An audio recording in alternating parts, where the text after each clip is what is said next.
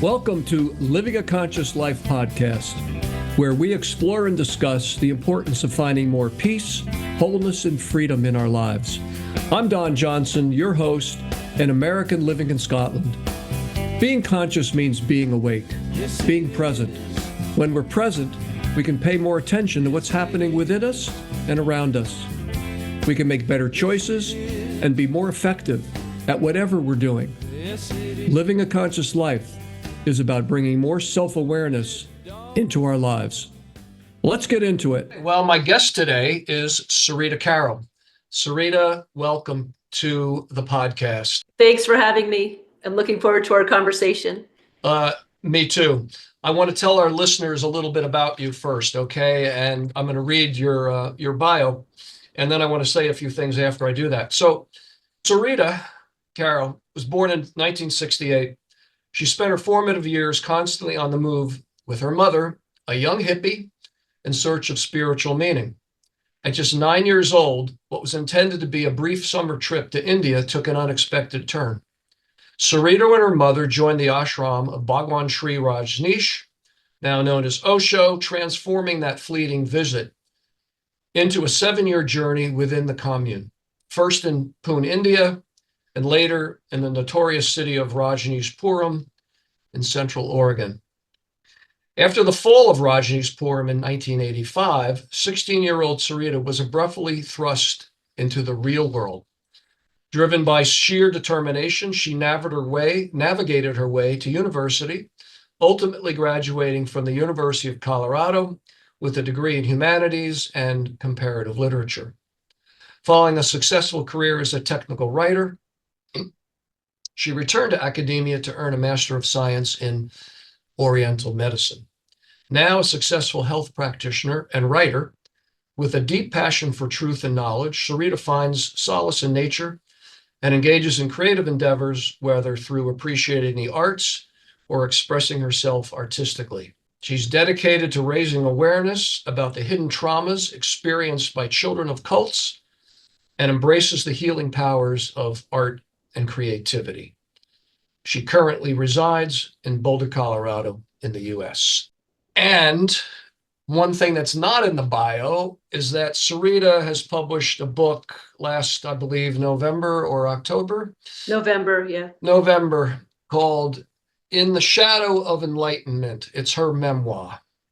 And that's you on the cover with Osho. Bhagwan Sri Rajneesh or Osho, yeah. That's me at 9 years old taking initiation. There it is. An amazing, such a powerful cover. So well done. Amazing. Yeah. Thanks to my lovely designer. Yeah, it's good to have one. And so what's not on the bio is that Sarita has published this book. And I just read the book over the last week, and it was disturbing, powerful, upsetting, deeply saddening for me, made me angry. I had a lot of emotions reading it, reading the story of this young girl who was subjected to all kinds of things that Sarita will talk about in a little bit that were very deeply unpleasant, that nobody should experience, particularly a child. And so when I read this book, as I started reading, I said, I just so want to talk to Sarita and have you on the podcast. And for those listeners that don't know, I also was in a cult. I didn't grow up in a cult as a child. I grew up in the cult as a young man. Completely different, very, very different experience. But I'm committed to speaking out about the truth about cults and about their destructive powers. And Sarita is going to join me today, and she's going to tell her story about her experience with this. So Sarita, welcome again. And it's really a pleasure to have you here. Thank you for having me. Yep. So could you tell our listeners, just who may not be familiar with Bhagwan Sri Rajneesh, those that maybe did not see Wild Wild Country, the Netflix documentary, could you just tell us a little bit about the movement? And then I also want to ask you after that to talk to us a little bit about, before we get into your experience, just talk to us a little bit about your life now. Yeah, so the Rajneesh movement started in the very early days, probably in the mid to late 70s in India. And Bhagwan came forth as one of these Indian mystic gurus. But he was different than a lot of the sort of traditional gurus in that it was embracing a lot of concepts from the West that were coming up in the human potential movement, and sort of this whole thing about being spiritually liberated and sort of rejecting normal societal mores and, breaking free. And so he attracted Westerners. And sort of once that took off, more and more Westerners started going to India to be with him. His circle began in Bombay, but when the disciples' circle grew, they bought an ashram in Pune. And that's where he was for many years. And he would give discourses, and it was all sort of a conglomeration of a lot of spiritual teachings. And he distilled out the parts that he thought were relevant. And he also sort of berated many traditions, saying that they had missed the point. And so he was offering sort of the path that was the most valid and could lead people to spiritual awakening. And he was very charismatic. And so, he just attracted a lot of people. And in India, there was a lot of therapy groups. Some of them were quite intense, based like Tantra and Primal and things that were developing, I think mostly Esalen in the US. But then we put his twist on it. So there was a lot of people that were trained in psychology or group leading in the West who came and became disciples and were adapting these groups for the disciples in India. And so it was very cathartic and, sort of revolutionary, but it really sort of dovetailed into the times. The sexual revolution, women's rights, all this stuff. And so he sort of offered the right thing at the right time, I think. So that was until 1981. And at that point, the ashram was bursting at the seams. There were more and more disciples around the world. And suddenly the whole community moved to America. There was a sort of a gap. He left and we were all sort of lost for a bit. But that's when he moved to America, and Sheila, his new personal secretary, who had replaced his previous secretary, who was an Indian woman. Sheila is also Indian, but she had spent a lot of time in the West. So she had connections and sort of a knowledge of the society in the West. So they purchased a 64,000 acre ranch in Central Oregon. And within just months, we all flocked there and started building a community. And that was what was the focus of the Netflix documentary, Wild Wild Country. And that documentary, I think, is quite accurate, but it's only looking at one perspective. And the narrative about the children and the abuse and neglect of the children has basically been kept suppressed until now, until the last couple of years, when myself and a couple other people have spoken out. And so, yeah, Wild Wild Country, it compiled footage that was in, the archives of various news agencies, but it wasn't delving deep into the actual culture of daily life, especially that of the children. I think that's a really important point, in that the general public, and me included, when I first watched Wild Wild Country, which was only about 3 or 4 months ago, I thought, oh, I got it. I see what it was, like the sex cult and, all the nefarious things that Sheila and other people did. I pretty much thought, well, that's what it was. And then I come across you, and I see, I guess you had an article published in maybe the Times or something. The Guardian. In the Guardian. Well, there was one in the Times first that was not written by me, but then in the Guardian, I wrote an Right. op-ed. Yeah, and that showed up in somewhere. And then that got my attention, and, here we are. Yeah. So before you start talking about your story, so tell us about, what it's like being you now. What are you up to in life? What's going on for you? So it's been a sort of journey. First, I was sort of got a normal job after I was in college, and I felt very adapted to the culture. And I thought, oh, look, I've come through, I've sort of slipped back in and I'm okay. But then in my, I guess, mid to late 30s, all of the stuff sort of came back to me and I had to deal with it. And that's when I went back to school and became an acupuncturist and started my practice. And that's also very, stable foundation. But when I decided to speak out, I sort of dove right back into my past for several years to write this book. And I'd say that it felt very necessary, but it was also very intense for me, and sort of shook up all the cobwebs of my past. And so now I feel like I'm sort of in this surreal state where I was like, the book is out. I've put myself out there very vulnerably. I still have my life here, but I feel like I'm in a transition, and I think I'm still processing the whole process of speaking out, because it's not an easy thing to do. And being a very private person, it's a lot to come out and speak about my story. And also knowing that people are reading my book, which is quite intimate, I'd say. I mean, that's my take. I don't have objectivity. So my life now feels like it's taking a little turn. It's not just, doing my business. I feel like part of my dedication is to get this book out there and have more people understand the dynamic that went on, which I think is a big part of my healing, because for so long I felt like I didn't have permission or even the courage to expose these darker themes. Your book is intimate. You don't hold anything back in that book, as far as my experience reading it. I don't know if I've ever read a book quite like that, based in the so-called, spiritual world, to have your story like that told. You're a whistleblower, you're a survivor of a cult, you're a survivor of sexual abuse, of many things that you're gonna, that are in the book and you'll probably speak about today. And I'm just so struck by, when you put yourself out there like that, you open yourself up both internally to reliving many of those things, I'm sure, and you also open yourself up to criticism, to the people that want to gaslight you or silence you or tell you you're crazy. I've experienced this with my speaking out about Prem Rawat, his immoral character, his manipulation, his spiritual fraud, his taking advantage of young people and building a multi-million-dollar empire.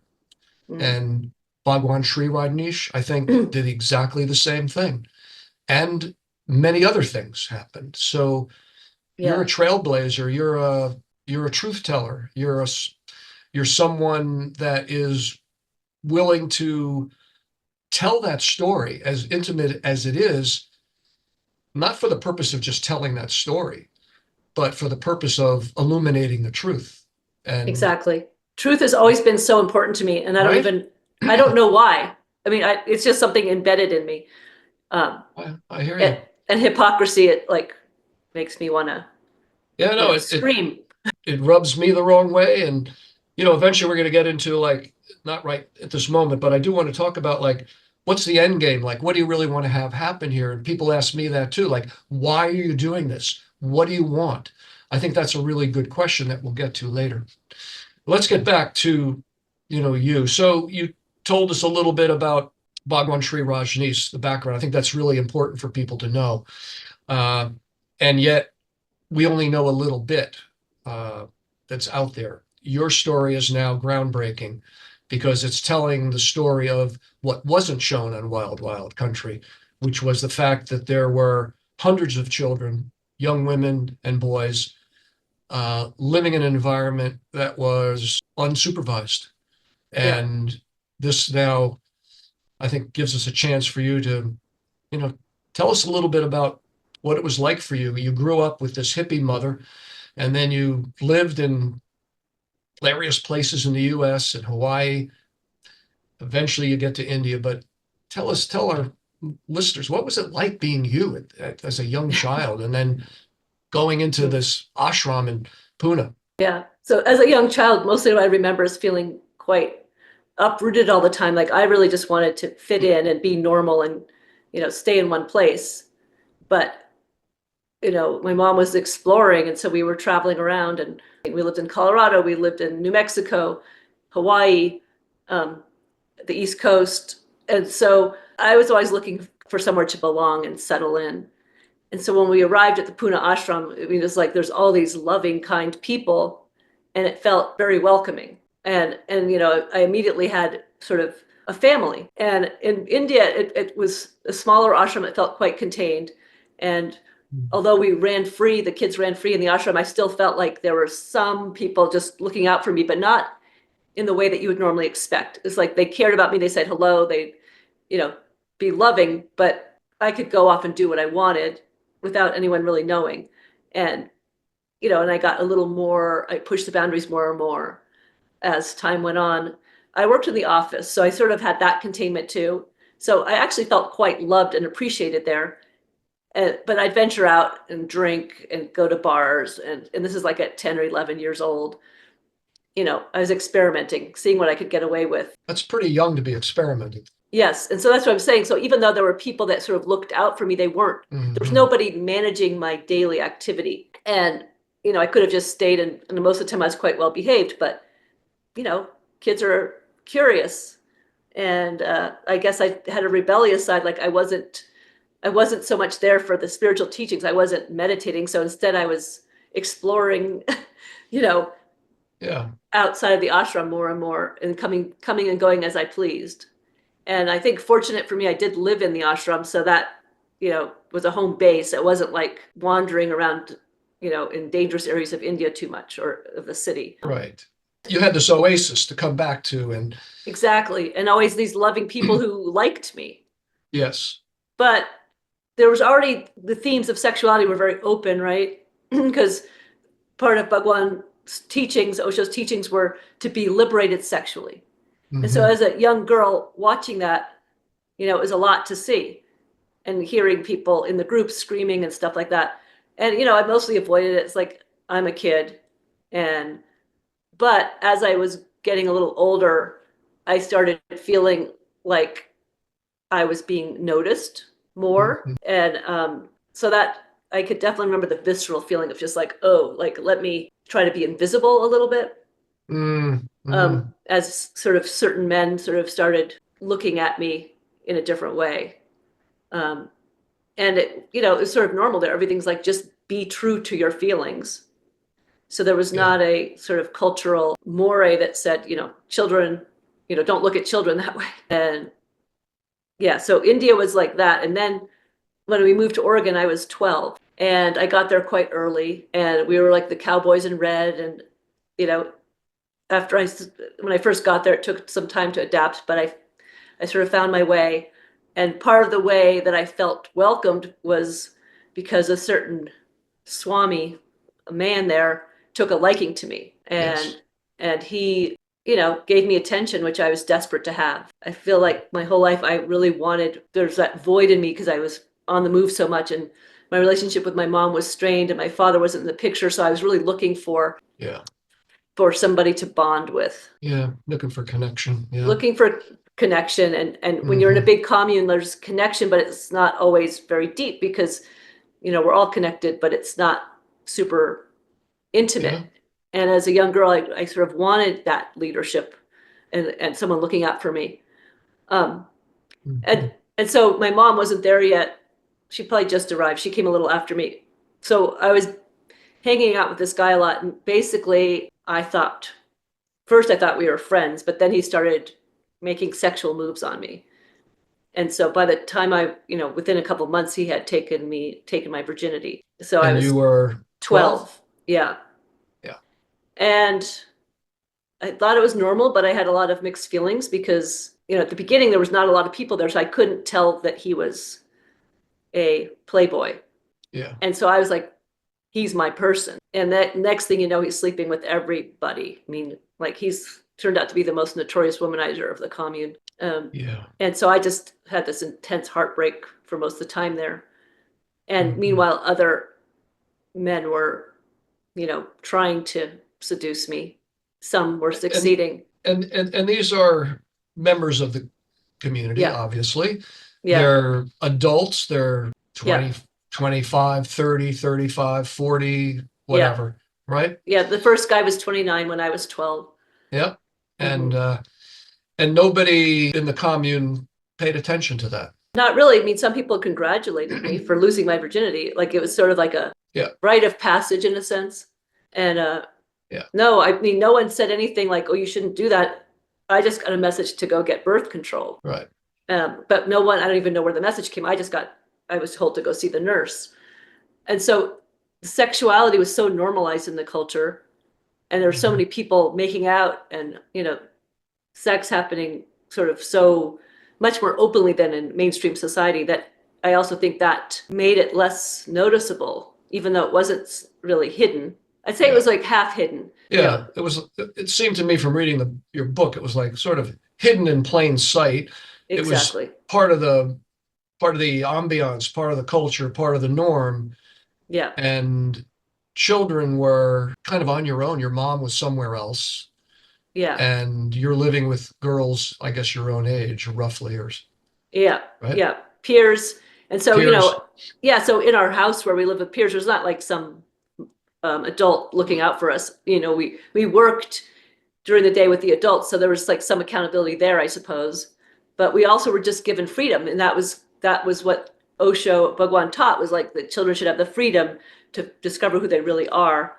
And so, although we were very much sort of blended into the culture, sort of not necessarily seen so much as separate from everybody else. I mean, there were certain things for the teenagers. We had our own disco, but at night we were off doing our own thing, partying. There was no curfew. There was no rules. Yeah. And certainly no rules about sexuality. Right. And this business with this particular guy, Milarepa, I think his name is, who discontinued for years. And other women, young girls, not women, I should say, children. Children experience the same thing in the commune.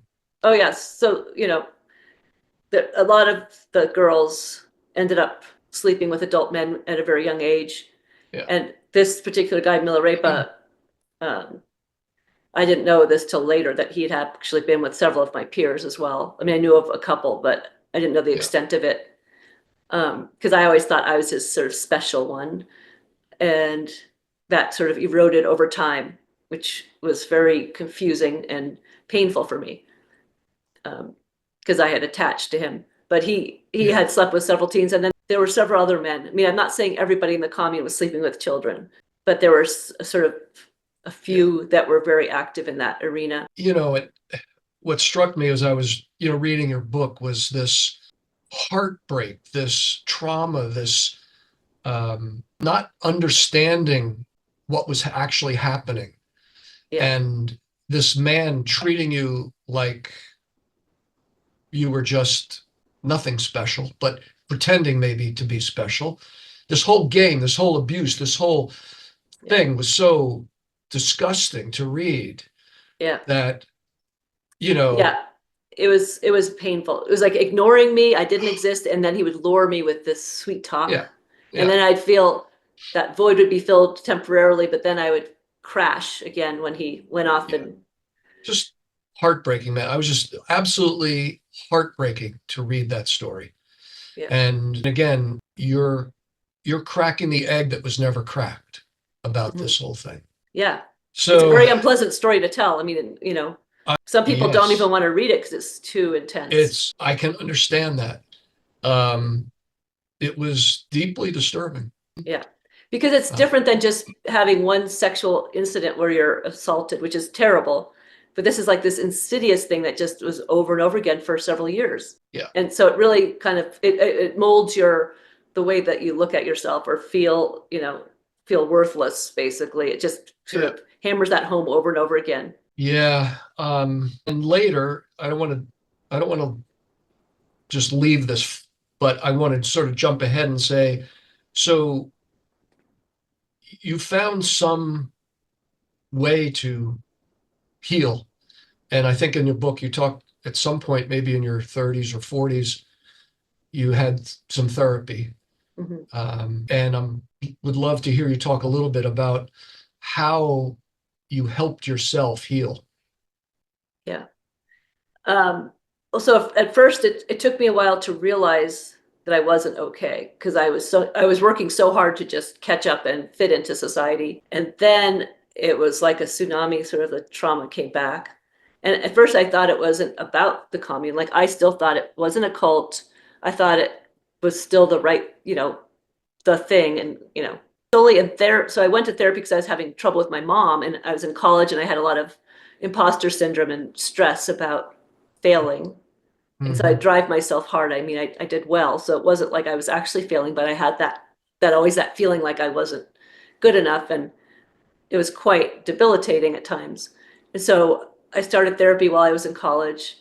And one of the first things that came up is the therapist, when I told her some of my story, she's like, well, you've been sexually abused. It's blatant. You've been sexually abused. And it was only then, and after a few sessions, that it sunk in that I could accept it and see it from a different angle because it was so normalized in that community that it never came up. I mean, I did think of it a couple of times, like this doesn't feel good, but I never had the courage to speak up for myself. Yeah.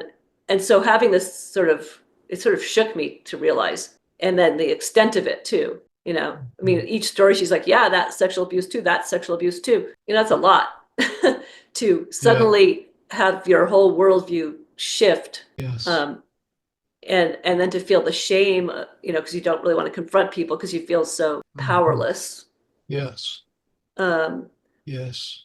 And so it's been a long process. First that layer, and then going into the pain of it and deeper. I've been doing therapy pretty consistently for 30 years. Yeah. Unbelievable. And you've confronted your abuser. Mm-hmm. Yes. I mean, there was multiple abusers, but he was the main one. Mm-hmm.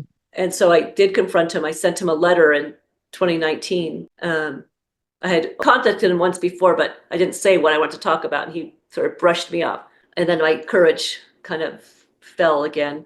But no, in 2019, I wrote him a long letter spelling out how everything proceeded and how, calling him out on his behavior. And he didn't respond. And so a couple years later, this discussion about the abuse of children came up on Facebook in a couple of private groups. Mm-hmm. And I spoke out there and I shared the letter, it was with several thousand people. And, people reacted. There was a lot of people who were very kind and loving and apologetic. And then there was the few that were, denying it or telling me to get over it, telling me, that I wasn't spiritual. That was 40 years ago, just lots of spiritual bypassing and gaslighting. Yeah. But because there were quite a few people who were outraged and it was starting to spread through the Osho community, my perpetrator responded first with a video that he put up on his private Facebook page. I mean, not private, it was a public Facebook page for his music business. Yes. But it was a very obtuse message. It really actually pissed people off more because he wasn't addressing it directly, and he was using a lot of the vernacular, the spiritual vernacular. And it's like he was appealing more to the community, I felt, because he wanted to preserve his image. And so people were calling him out on that. So, I did have support in a certain way. Certain people had my back. And then another perpetrator who I hadn't named also wrote me an apology, which was a much better apology. So then Milarepa, having been told his apology wasn't enough, came forward and wrote another letter. But by that time I was just like, I don't feel like he's ever gonna really get it. It felt, I don't know, I just didn't feel it. Plus it's like when you've been that traumatized and hurt by somebody, words only go so far. And he seemed very desperate. He was calling me at work and I never answered, but I started feeling quite harassed. He was quite pushy. Like, we need to solve this and only love can heal this. And I'm just like, he had no idea who I really was. And he probably never did. Yeah. And he's still alive, I take it? He's still alive. As far as I know, I mean, he's still part of the Osho movement. He's still leading meditations, traveling around. He's a musician. Yeah. He used to play a lot in, at Osho events at various centers around the world. And he's probably in his 70s, maybe? I'm guessing he's around 70 at this point. Yeah. Okay.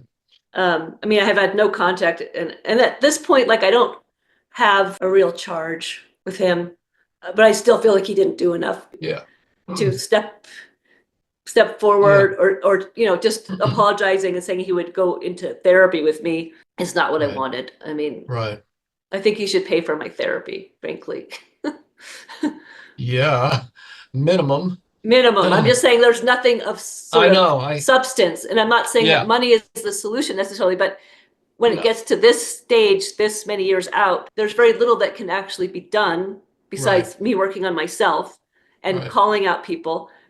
And money is a concrete thing that helps people work through stuff. It's not like I'm chasing Yeah. him for that, but that's why No, I get lawsuits have settlements, right? exactly. No, just, look at what you poured into the healing process, your Yeah. time, your money, It's, your yeah. pain, your tears, your sorrow, your heartbroken, your, the whole thing. I mean, people will Yeah. get it when they read your book, which I hope the listeners who haven't read it, who are watching this, do read your book. Yeah. You'll hear the story of an incredibly brave and courageous woman who suffered greatly at the hands of abusive men Yeah. and a community that sanctioned it basically by, Basically. and they knew about it, and the leaders knew about it, Yeah. and hushed it up, and went on pretending like it wasn't happening. So Yeah. there And was, and now they deny knowing it, so that's pretty painful of course, also. yeah, and this is the pattern in cults, you Yeah. know. Um, So I'm guessing from what you said, and correct me if I'm wrong, but when you went to therapy, that sounds like also the time when you realized that you were in a cult, Basically, yes. So it was realizing I was sexually abused and realizing I was in a cult. right? And you didn't Yeah. really realize you were in a cult No. from like while you were, getting your degree or beginning to do, you weren't really, that didn't really hit you yet. No, but I did feel shame about my past, so I tried to hide it from people. But a Yeah, lot yeah, of I that get it. was to do with my lack of education and just, Yeah, basic things I didn't get. Like my first semester, someone comes up to me, "Are you rushing? Are you rushing?" Like for a sorority, I had no idea what she was talking about. Rushing right. where? What? What What? does that mean? Yeah, Yeah, like that's yeah, just a small example. It was all over the right. place. And so I was Yeah, quite withdrawn, right. and I Yeah. still mostly hung out with people from that community that lived in Boulder, Hmm. Yeah, loosely, and I didn't yeah, associate with my peers at school as much. yeah. And so, and then there was actually an article in the Rajneesh Times where I was on the cover, because it's another story, but I was on the cover of the Rajneesh Times, Hmm. and the story that was also the main story that week was we're offering groups for deprogramming people from cults. And so that's a typical, I Wow. had that Yeah. kind of belief that we weren't a cult, we were different. I think every Right. cult has that, but think of if Yeah. you're a child in this environment, how are you Yeah. supposed to know that this is similar to other movements? You don't know the other movements. And they're all bad, and we're the chosen ones. Yeah. And so in Hmm. the real world, when I was in college, I did feel sort of ashamed, and I knew that it wasn't normal because I had Yeah. taken a religion class and I said something to my professor, Hmm. and he was like, "Are you out of that now?" Like he looked very concerned, and I was like, "Whoa!" And I felt a lot of shame then. Yeah. Um, but it took time to get to the cult, and also it was like it's hard to come to that conclusion when everybody you know and care for is still in it. And the mindset, even though we weren't in this environment, we were back in the world, but they're still in that mindset. And so it took a long time for me to first acknowledge it in myself, and it took even Hmm. longer for me to say it out loud. Yeah. Same thing happened to me.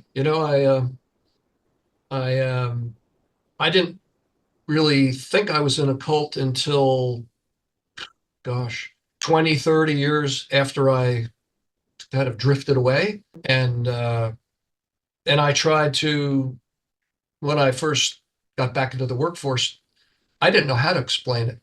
I didn't want to talk about it. I hid it. I made up different kind of general names for what I did, which had nothing to do with it really. I I didn't want to talk about it in job interviews. I tried to sidestep it and all that stuff you're probably familiar with. And then I think one of the freeing things that I realized was you don't know you're in a cult when you're in it. You only know you were in it when you leave. And Yeah. as long as you leave quietly, nobody cares. But if Right. you leave and then speak about it, now you become a target for all the people in the cult. So that's what Yeah. happened to me when I spoke out too. All my friends that I developed, because community was important and we developed relationships with other people, and they were incredible, and they were lovely people Mhm. that I love to this day.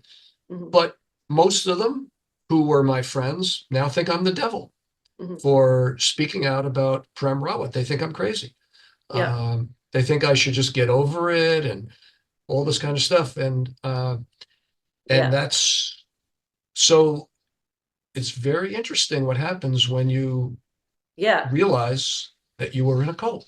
It is, and it's like you were saying, it took you 20 to 30 years to talk about it. Took me 40 years to really, I mean, I've talked about it with people that I knew, Yeah. but to come out publicly, it took that long. And also I think I feel like if I spoke out earlier, Hmm. I probably would have gotten a lot more pushback because the commune was still more tightly knit around the world. Now Right. it's sort of, Right. now the past is that far back, so it's not as charged for the people to come after me.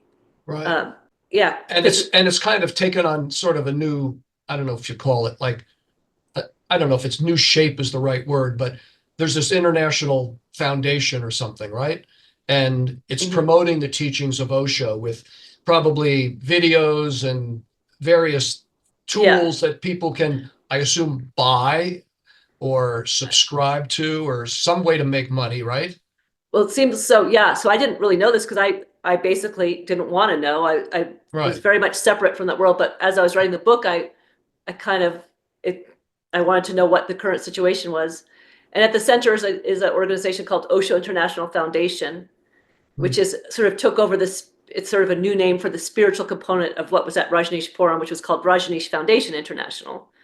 Right. So it morphed into this Yeah. organization, and Yeah. they still own the ashram in India, but now it's used for resort. It's more of a resort where people can still go do groups, and I sometimes see ads for them on the internet, Yeah. for these different meditation groups.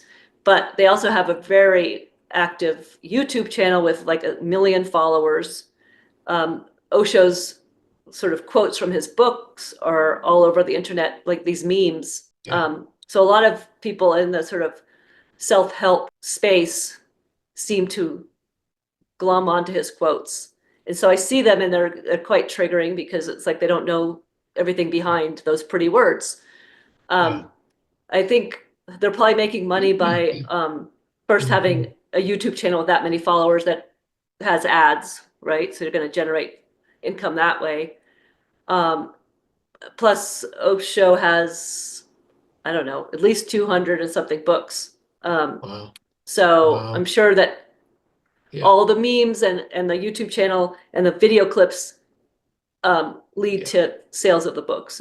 Undoubtedly, Yeah. because it is all about the money. I want to ask you a couple of things, but I want to say something here about cults. And so you can find this on the internet, and there's various things about how do you know if you're in a cult. You've probably seen these things. For example, number one, the leader is always right. Hmm. Criticism of the leader or questioning the leader is considered persecution. Hmm. Anything the leader does is justified, no matter how harmful it may be. Hmm. The leader is the only source of the truth. Everybody else is lying. Hmm. Followers must be blindly devoted to the leader and never question him or Hmm. her. Hmm. The members won't recognize they belong to a cult. That's six things. Now, there's lots of other things we could probably put on this list. Like number seven might be the leader gets all the money. Yeah. Yeah. Number eight, everybody else must donate to support the leader. And I think, what did Osho have? 96 Rolls Royces one time? 96 Rolls Royces. Hmm. And yeah, he sort of had this whole circle around him of the people who procured everything he wanted, right? He wasn't out shopping, but No, everything he wanted was brought to him. of Um, course. and, he did have quite a few wealthy disciples Mhm. who gave money. And it's interesting, this is only just striking me that the people who gave a lot of money sort of didn't have to work as hard and got sort of Oh yeah. special privileges. Oh I yeah. mean, there was this Hollywood crowd, they had their own little area they hung out. I don't think they worked as much. And the rest of us that didn't Yeah. have money, Right. we gave more in Yeah. terms of our work, Yeah. surrender and working 12 hours a day. Yes. It was our devotion. We should add that to the list. There's always a hierarchy. Those that donate more money get the better seats. They don't have to work as much. They get Yeah. access to the guru, la, la, la, la. So it's the Yeah. same thing in the cult that I was in. Exactly the same thing. We had Interesting. our Hollywood, we had our Hollywood stars, we had our big donors. They're always the same people in the front row, Mhm. all that kind of stuff. And here's my question back to you is, so Osho himself, Bhagwan Sri Rajneesh, so he portrayed himself to be this holy man. He was in silence for 3 years. Not sure what that was all about. You had some comments about that in your book, I know. But then I think I read I think it was in your book about that he also took advantage of women in that he was in the power position and Mhm. there were women around him that were taken advantage of by him, I believe. Yes. That's what So, I read. so after myself and a few others of the children spoke out, um, a couple adult women spoke out about their abuse at Osho's hand. Yeah, And so that was a big, like, people could sort of compartmentalize, oh, the children were abused by these adult men. The adult men yeah, are at fault, not the commune. But yeah, when the accusations go to the guru himself, all hell yeah, broke loose, and most people sort of really shamed her and ostracized the main woman yeah, who spoke out, the first woman who yeah, spoke out. yeah, And because it's like, well, you were a consenting adult. But when she described the actual things that happened, it was quite disgusting. And yeah. she feels like, Hmm. I'm speaking just for the person who spoke out the most, which is Yeah. Aaron Robbins, who's actually the heir of the Baskin Robbins family. Um, and I don't think she'll mind me saying her name because she's posted publicly. That Um, she was taken advantage of by yes, and Osho. yes, so she went to India, that's very Yeah, young, totally enamored, and unbelievable. basically thought of it like she felt uncomfortable, but she thought Mm-hmm. that it was a sort of special thing that he was giving her sort of tantra teachings. Yeah, But the way she describes it was very much that he was using her and there was no respect for her. yeah, Um, and then she was yeah, sworn to secrecy. So it took her 45 years to speak out. yeah, yeah.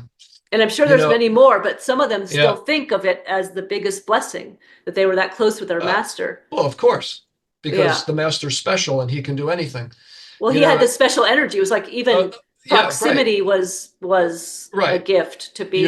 You became more enlightened by Mhm. being, closer Yeah, to him. yeah. And same thing in the Prem Rawat cult. The guy that I reported to was his right-hand man. And he reported in an online blog and whenever that came out, 2000, 2001, that Prem Rawat asked him to secure various young, good-looking women to have an evening with him. And he approached these women. They had their evening with him. And then the next thing he knows, he doesn't know what happened behind closed doors, but one can presume or Hmm. assume. The next thing that he knows, he's getting calls from them saying, I was just sort of, used and I haven't heard from him since, and I'm now left in no man's land, whatever. And that was what he put out as the behavior of Prem Rawat, right? Hmm. And I'm pretty sure I know who some of these women are, and none of them have ever spoken out. And if you're listening to this, I would really like it if you spoke out and told the truth about what Yeah, happened, yeah. because you have a story to tell, but you're not telling it. Hmm. And yet you were taken advantage of by the person who you thought was God. That's what was Exactly. happening.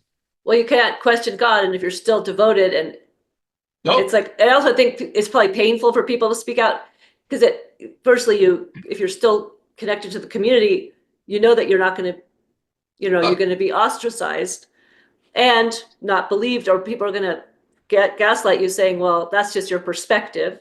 that's just your exactly. perspective, which is what's implied in that statement is that's your shortcoming.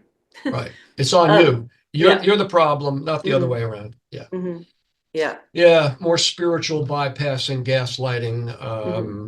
and Yeah, all it's that. very So, insidious. Very and insidious. so again, in the Wild Wild Country documentary, Bhagwan Sri Rajneesh looks like, okay, so he's this old guy with a beard and long white robes, and he's sitting on his chair, and he's got all these people waiting on him, and he does his thing with his car, and he drives down, and everybody's getting energy darshan and all this sort of thing. But hey, he's a holy man, Hmm. and he wouldn't do that. I mean, that you wouldn't get that Or idea.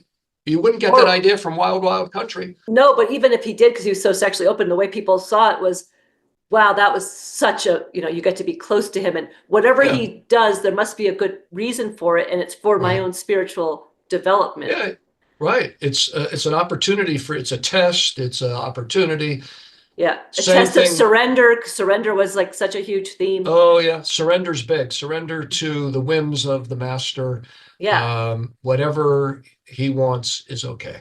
See, one thing I feel like I've finally come to understand is that Mhm. when you're in a cult, you basically learn to override your own free will Yeah. to a large extent. And so You whatever the go. guru says, it's like, even if you have a question and you're like, I don't know, it's still like, well, he knows better. And, Yeah. and, and also I you bet have a pressure to act within the, the norms of the culture, because if you challenge it, you don't. then you're going to be kicked out or Yeah. ostracized or humiliated. Or you get. You're not going to be in the front row anymore, so to speak. You'll be in the back row.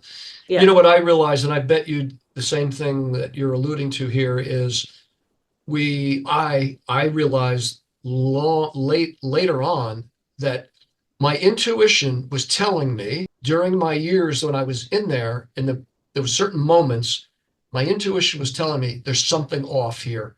And I squashed it. I didn't pay attention to it. I shoved it aside and I subscribed to the idea of that's just your mind, it's just your ego. You've got to let go. It's the master can do that. It doesn't matter. And then later on, as I got older and I started to tap into my intuition more, I realized that was my intuition. And I completely ignored it. Yeah. And when I realized that, it was a big aha. And I'm guessing that probably the same thing happened to you. Absolutely. I mean, it's sort of like everything, the way, so Osho was very contradictory. And so Mhm. that was a perfect foil for whatever the shock value was supposed to be to wake us up. So whenever something seemed really outrageous and wrong, it was like, oh, that's actually a spiritual lesson. They use the term Zen stick. Yeah. Zen And stick. and Yeah. and so I know whenever I had Mhm. doubts or stuff. I mean, again, I as a child, I wasn't actually really a spiritual seeker. I was just sort of Mhm. there. Um, but I felt like very often I think the book puts like I have that inner dialogue that I was going through, but I wasn't sharing because it wasn't safe to share. And all that self-doubt, sort of like you have your intuition, then you quash it and Mhm. think, oh well, I'm just not surrendered enough.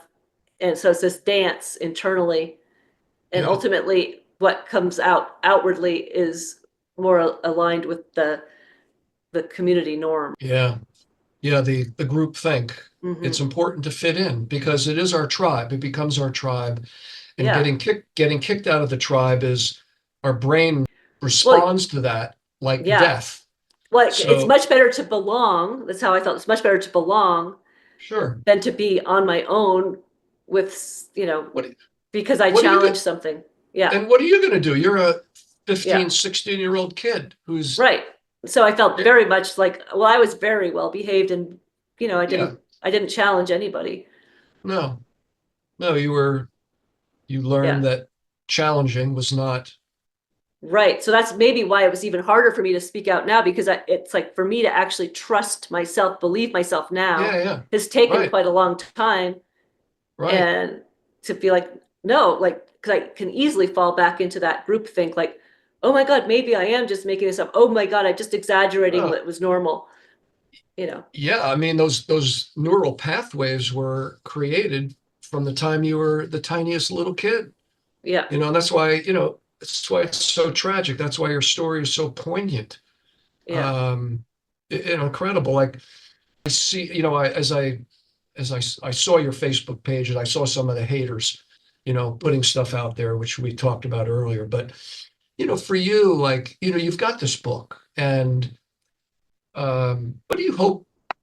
I mean, just what's your aspiration? Like, what would you like to have happen as a result of speaking out? I mean, the first and foremost, I just want people to understand these themes in cults that are so prevalent even in our culture today. It doesn't have to just be spiritual cults. It could be politics.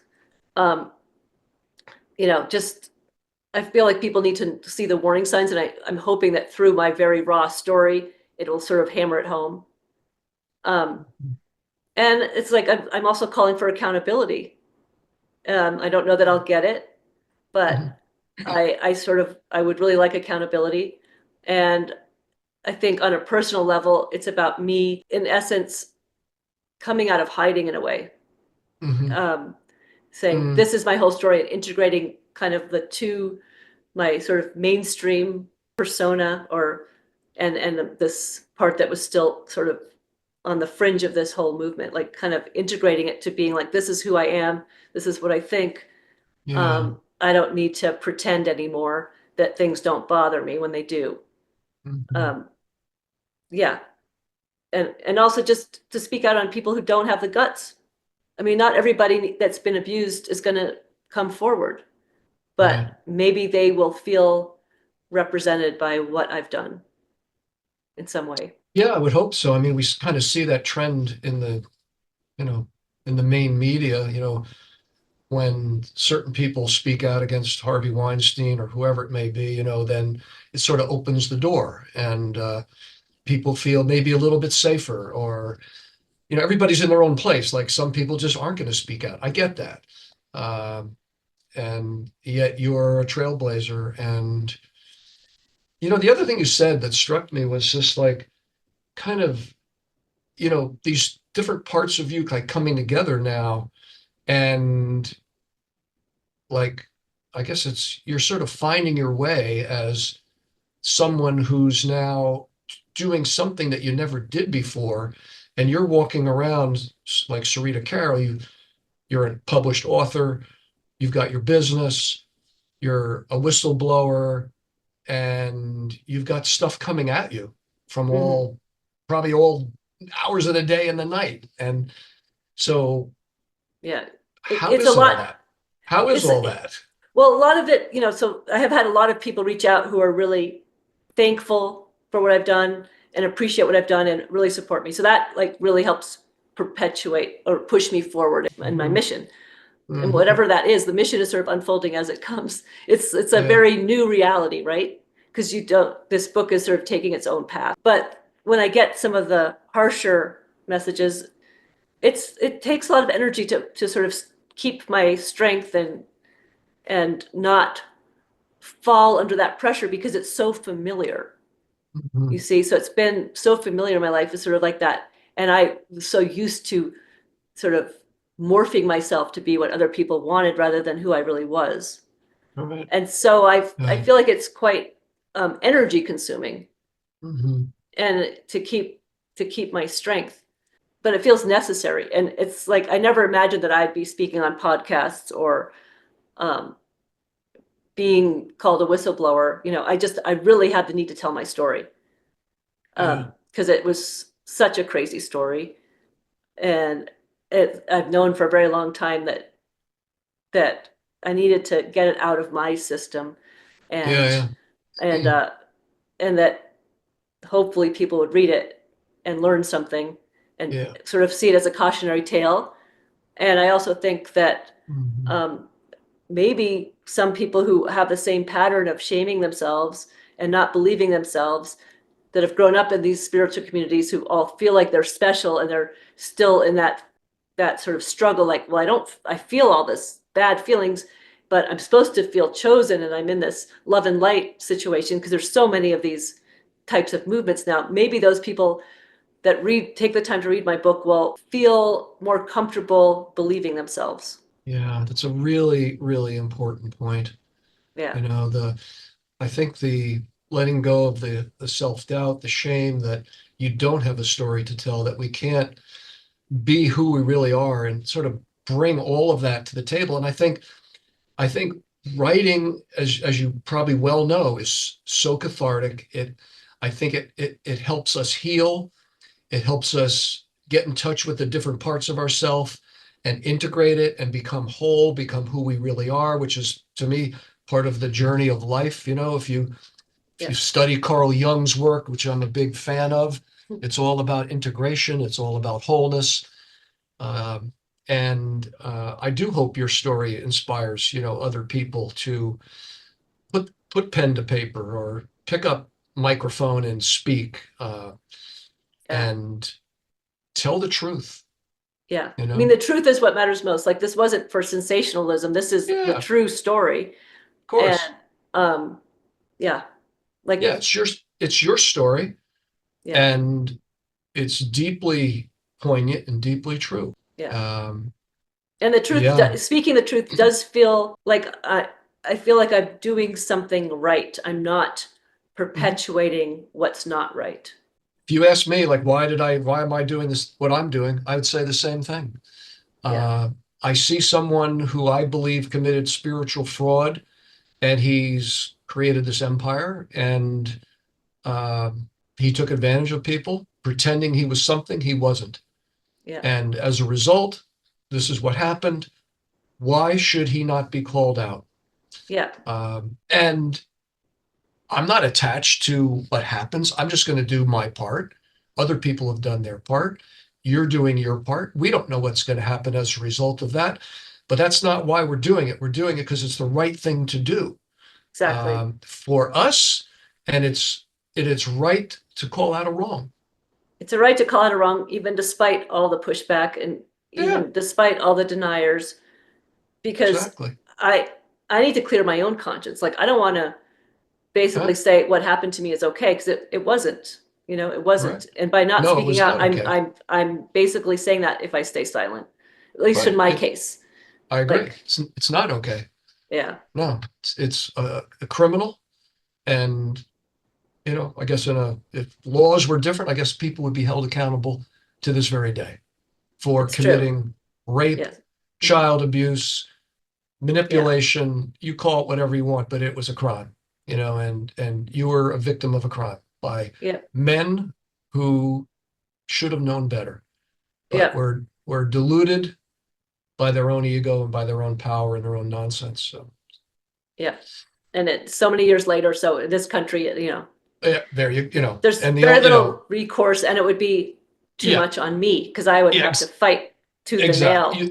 You'd be in court forever and ever, and we Yeah. know that the only once the statute of limitations passes, the only recourse is through criminal law, and that means the FBI and law Yeah. enforcement and la la Yeah. la. It goes on a dark Yeah. road. So I mean, I don't uh, want this to be my entire life, right? exactly, So, exactly. You've already look. This book has got how many pages? Like 200 and almost 300 pages. Look what you've written. This is yeah, incredible. it's a long book and I cut out almost as much. Ah, Like it's the it. 30 years between when the commune ended and Oh yeah, what Reeve, I cut that out because it was too long and it was yeah, in a way a different story. right. No. Uh, anyway, yeah, no, it's a long story. It So was, yeah, it was a long story, but a very good story, and by a very good storyteller, and that would be you. thank So you. let's, as we try to bring things to maybe a close, I do want to say, so how can people get in touch with you? SaritoCarroll.com, is that correct? That's the best way. You can Yeah. read about my story more. There's links to buy the book. It's an audio book. It's in print. It's in ebook formats. Um, I and I got yeah, it on I'm in the UK, yeah, and this book showed up about a day or two later after I ordered it. So good on the system. It works, I'm glad. and it's print on demand or whatever, you Yeah, know. Um, Yeah, And it's you're self-published, and there's if there self-published, right? And your name is spelled Sarito, Carroll with two R's, two L's, yeah, SaritoCarroll.com. .com. .com. Yeah. What else would you like to say before we go to everybody listening? Anything at all? I mean, I Don't just have, want to tell don't, people, firstly, thank you for the interest in the story. And um, I guess I'd like to ask people to be open-minded. Like, I think sometimes when you're a whistleblower, people think you're just this vicious person out to, you know, Hmm, have a very black and white view of things. And yeah, and I talk about the nuance, and as you were saying too, it's like there were so many great people, and there's still people I very much care about. It's not like I'm trying to ruin people's lives. mhm, Like I'm just trying to raise the awareness and call out the truth. And yeah, so I guess I just really ask people who are in spiritual movements who are watching this or listening to this to try to come with an open mind rather than jump to conclusions that we're just on a rampage.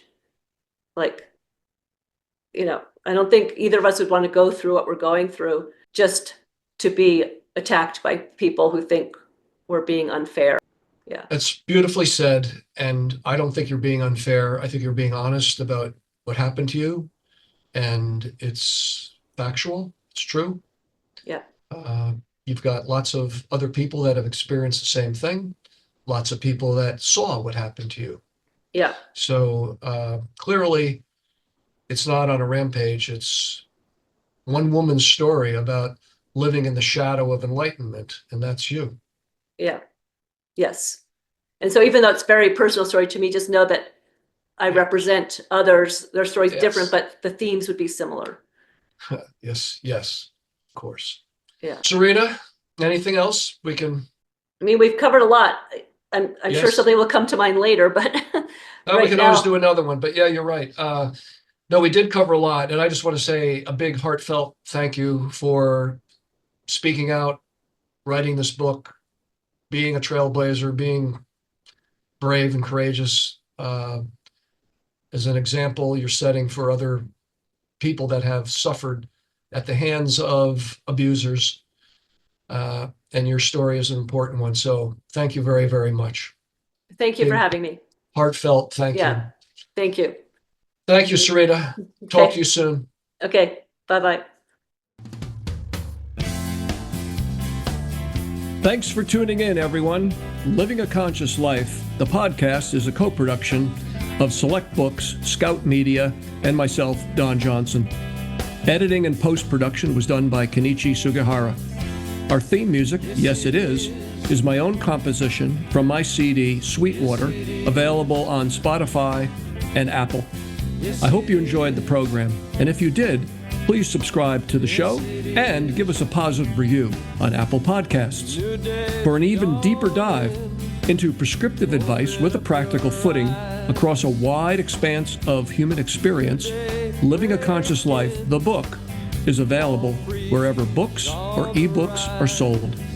This is Don Johnson saying thanks again, and I'll be back soon with another podcast. And look into the sun, leave the past behind.